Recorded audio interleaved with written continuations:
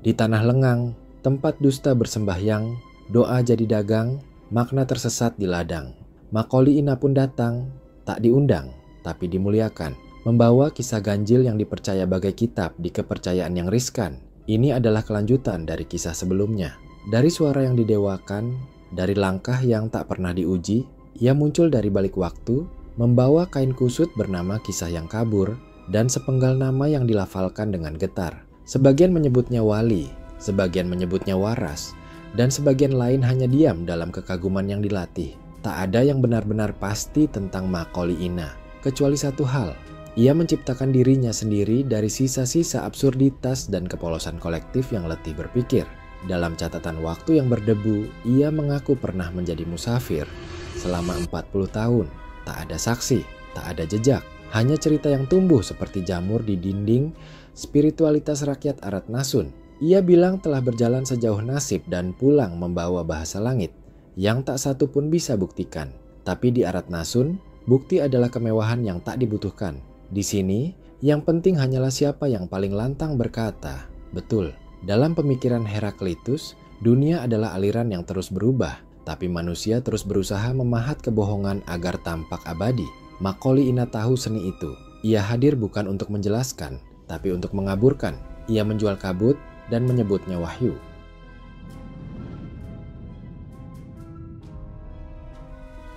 Konon, sebelum dikenal sebagai pembisik surga dan penyambung wahyu semut, Macaulay Ina hanyalah bayangan di ujung jalan.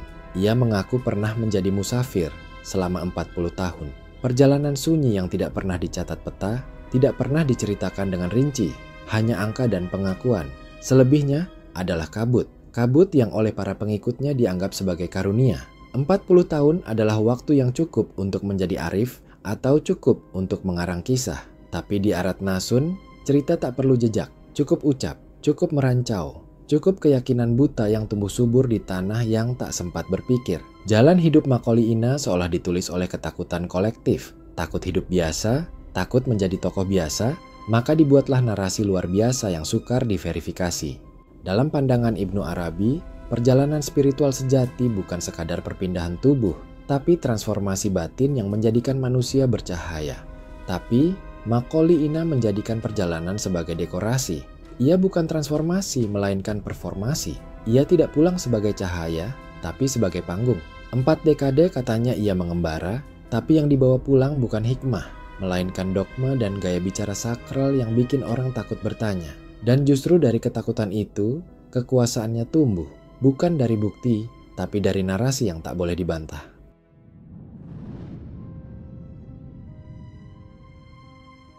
Macaulay Ina tidak malu mengaku pernah menjual cincau, tapi ia tidak sekadar menyebutnya, ia meromantisasinya. Ia narasikan itu dengan dramatisme yang nyaris sinetronik. Berdiri di terik pasar, kaki melepuh, suara serak menawarkan segelas manis untuk rakyat yang haus. Dulu saya jualan cincau, katanya. Tapi kini, katanya juga, ia bisa berbicara dengan malaikat. Dulu di trotoar, sekarang di mimbar. Dulu menawari segelas minuman, sekarang menawari jaminan surga. Cerita tentang cincau bukan untuk menunjukkan kerendahan hati, tapi justru untuk membangun kontras palsu antara kesederhanaan dan keajaiban. Ia ingin tampak seperti nabi-nabi zaman dahulu, lahir dari kesusahan, tapi diberi wahyu. Padahal, tak ada kesinambungan antara cincau dan zam-zam. Ia gunakan kesederhanaan sebagai alat legitimasi, seolah segala kemewahan spiritual yang ia klaim hari ini lahir dari penderitaan masa lalu. Dalam pemikiran Michel Foucault, kekuasaan tidak hanya bekerja melalui kekerasan, tapi melalui konstruksi wacana, apa yang dikisahkan, dan bagaimana kisah itu membentuk kebenaran. Macaulay Ina tahu itu. Dengan kisah cincaunya, ia menanamkan kesan. Kalau orang sederhana saja bisa bicara dengan malaikat, berarti ini mukjizat. Padahal keajaiban yang ia pamerkan di panggung jauh dari sederhana. Ia bukan menjual cincau lagi, ia menjual langit dengan harga tunduk.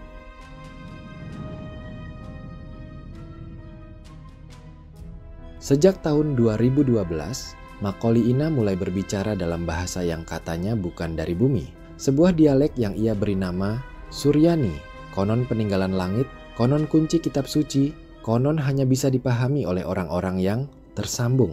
Tapi dari mulutnya, yang terdengar bukan hikmah, melainkan racau yang disakralkan. kalimat tanpa struktur, bunyi tanpa akar, tapi dielulukan seolah firman. Tak ada fonolog, tak ada linguis, tak ada kamus, tapi ada tepuk tangan, air mata, dan pertanyaan betul atau tidak. Bahasa bagi manusia adalah jembatan, tapi dalam tangan Macaulay Ina, jembatan itu jadi kabut. Ia menciptakan zona linguistik yang tak bisa disentuh kritik karena setiap pertanyaan dianggap penghinaan terhadap karomah. Ia membungkus dirinya dalam kata-kata kosong yang diberi aroma ilahi, dan para pengikut terlalu takut untuk mengatakan, ini tak masuk akal. Menurut Ludwig Wittgenstein, batas-batas bahasa adalah batas-batas dunia. Maka jika bahasa itu absurd, maka dunia yang dibangunnya pun tak bisa dipercaya. Tapi di Arat Nasun, justru semakin kabur sebuah bahasa, semakin diyakini sakral. Suryani bukan lagi alat komunikasi, tapi instrumen kekuasaan. Siapa yang tidak paham, dianggap belum cukup suci. Bahasa yang tak bisa dibantah adalah bahasa tirani. Tapi Macaulay Ina menyulapnya jadi bahasa cinta. Dan cinta buta, seperti yang kita tahu, selalu melahirkan rumah-rumah ibadah di atas lumpur kebodohan.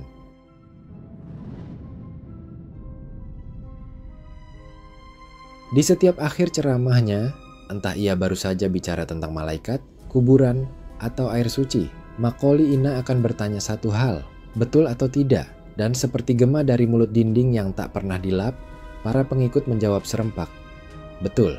Tak ada jeda untuk berpikir, tak ada ruang untuk ragu. Kalimat itu bukan permintaan konfirmasi, tapi perintah untuk setuju. Di titik ini, logika tidak lagi penting. Ceramah bisa berubah-ubah, bisa menggelikan, bisa mencemaskan, bisa jelas-jelas bohong. Tapi semua dibungkus dengan pertanyaan sakral itu. Seolah kalimat terakhir adalah mantra pengikat, dan jawaban betul adalah bentuk suci dari ketaatan yang sudah tak pakai otak.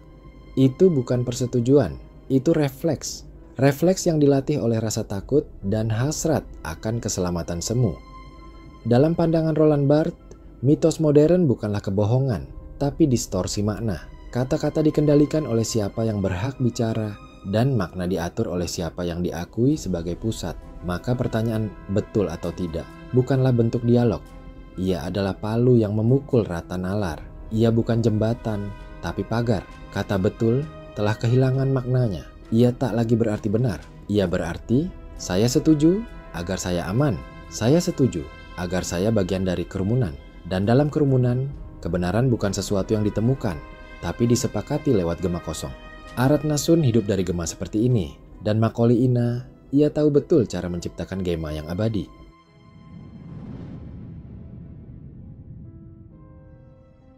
Dalam salah satu ceramahnya yang menggelegar namun kosong, Macaulay Ina menyebut bahwa ia mampu menyuruh malaikat untuk memberhentikan hujan.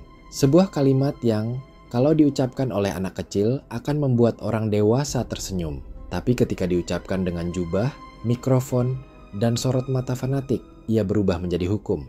Dan lebih celakanya, dipercaya. Apa yang terjadi ketika seseorang merasa punya kuasa memberi komando pada malaikat? Maka hilanglah batas antara manusia dan Tuhan. Tapi di Arat Nasun, batas itu bukan lagi dijaga. Ia dirusak dengan bangga dan disambut dengan betul yang menggenang. Di negeri ini, kesombongan bukan lagi dosa, tapi promosi. Dan Macaulay Ina tahu betul cara menjual arogansi dalam balutan kelembutan spiritual. Dalam pemikiran Baruch Spinoza, Tuhan adalah alam itu sendiri, bukan pribadi yang bisa diatur, dipanggil, atau disuruh berhenti mengirim hujan.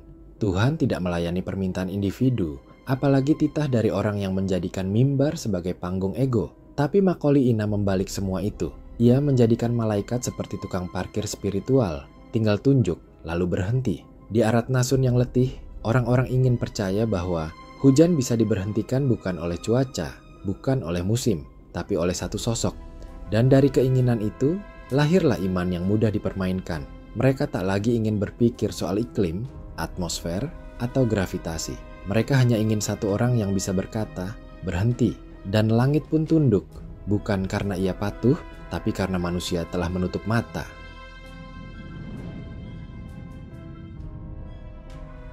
Tidak cukup menyuruh malaikat untuk menutup langit, Macaulay Ina kini turun ke tanah, tepatnya ke dalam alam kubur.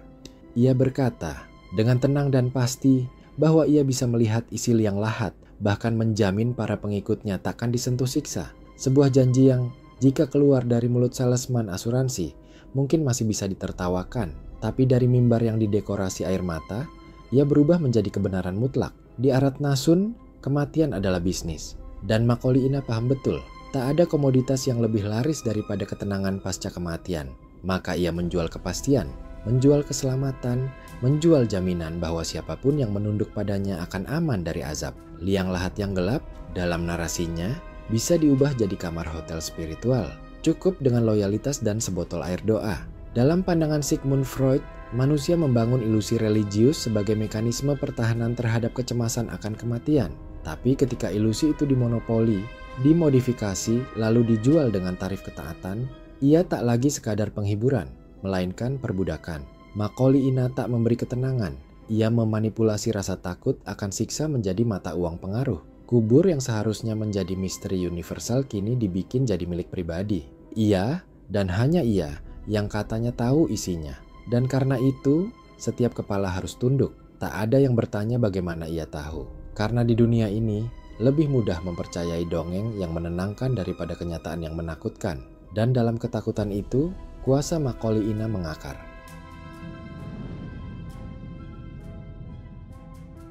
Ketika karomah lokal tak lagi cukup untuk mempertahankan status ilahiyah, Macaulay Ina menatap lebih tinggi, lebih jauh, hingga ke surga itu sendiri. Dalam satu sesi ceramah yang digemakan berkali-kali oleh para pengikutnya, ia menyebut pernah bertemu dengan salah satu nabi di dalam surga. Siapa nabi itu? Tak tahu. Bagaimana ia masuk ke sana? Tak jelas. Tapi narasi ini diterima, dikutip, dan dipeluk seperti ayat ke-12 yang terselip di antara ayat-ayat resmi. Ia tak lagi hanya berdialog dengan semut dan malaikat. Ia kini berdiri setara dengan sosok yang, dalam keyakinan banyak orang, bahkan tidak bisa ditemui kecuali melalui kematian dan rahmat ilahi. Tapi Macaulay Ina memotong jalur. Ia mendeklarasikan pengalaman surgawi tanpa wafat, tanpa sakarat, tanpa hisab. Surga menjadi panggung teatrikal, dan Nabi menjadi figuran dalam naskah pribadinya.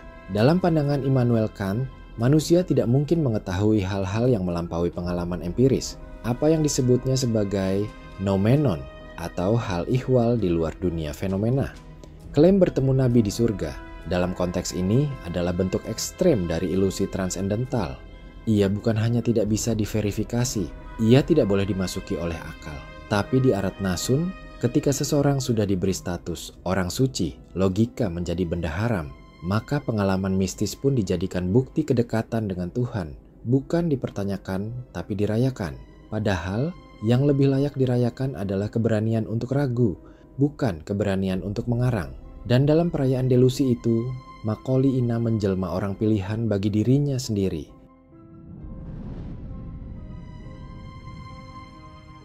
Dalam salah satu ritus yang paling dirayakan oleh para pengikutnya, Macaulay Ina menyebut bahwa malaikat mampu mengubah air-air yang pengikutnya bawa menjadi air zam-zam atas restunya. Sebuah klaim yang tak membutuhkan logika, hanya keyakinan. Sebotol air mineral, dibacakan sesuatu yang tak dimengerti, dikibaskan tangan, dilintasi energi. Lalu, abrakadabra, menjadi air suci. Botol demi botol dijunjung tinggi, disimpan di lemari, diberikan pada anak sakit, disiramkan ke kebun yang tak kunjung panen. Tak ada bukti bahwa molekul airnya berubah, tapi kepercayaan membuat realitas tak perlu diuji. Yang penting adalah narasi, dan narasi di tangan Macaulay Ina bukan lagi cermin, melainkan kabut. Dalam pemikiran John Baudrillard, kita hidup dalam era simulakra, di mana simbol tidak lagi mewakili kenyataan, tapi menciptakan kenyataan baru yang palsu. Air zam-zam dalam botol plastik itu bukanlah kenyataan, tapi simulasi dari kesucian. Bukan lagi air yang memancar dari sumur ribuan tahun lalu, tapi air sumur tetangga yang dihipnotis oleh imajinasi kolektif. Dan dalam imajinasi itu, kebohongan menjadi ritual. Di Arat Nasun, botol plastik bisa lebih suci dari akal sehat, asal dibasuh kata-kata yang cukup mistis. Tak penting dari mana air itu berasal, yang penting siapa yang menyentuhnya. Dan karena Macaulay Ina sudah jadi simbol suci, maka bahkan tetesan air hujan yang jatuh di pijakannya bisa dianggap berkah. Simulasi tak lagi bisa dibedakan dari realitas. Dan dari titik ini, kebodohan menemukan cara baru untuk tampak spiritual.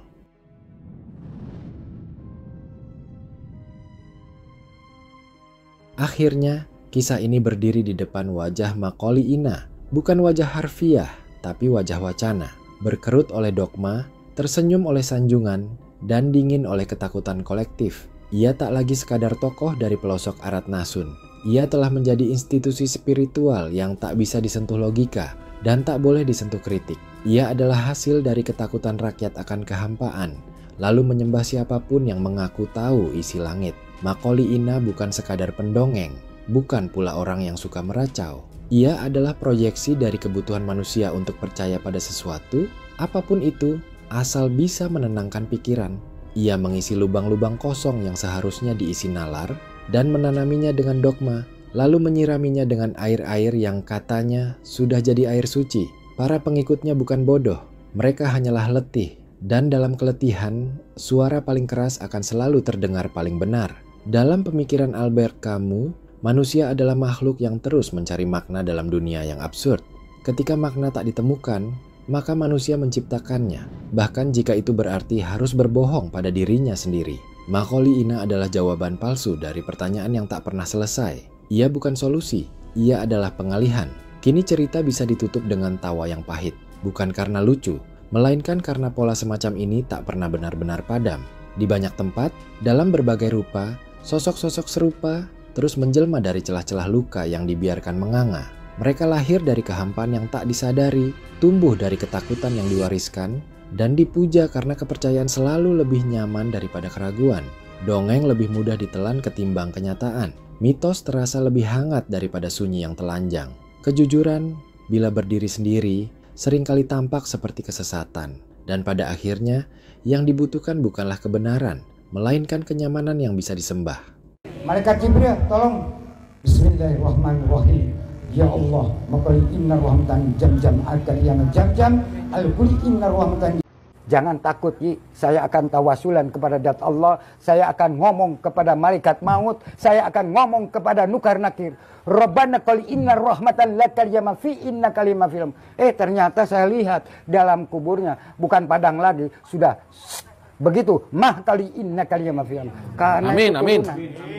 Syakali inna kahata kaliyamin inna kalima film Allah. Dikasih hujan awas. Saya berjanjian loh dengan malaikat nukar nakir dan malaikat ahli hujan. Kalau hujan kau janji tak kejar sama saya, kata saya. Betul, sumpah demi Allah saya. Hei malaikat, faqul inna kalama umati fi inna kalama aljawi la qul inna rahmatan gufron wa maqul akayama fi Allah. Silakan mau hujan, tapi kalau nanti acara hujan awas tok tak kejar sama saya.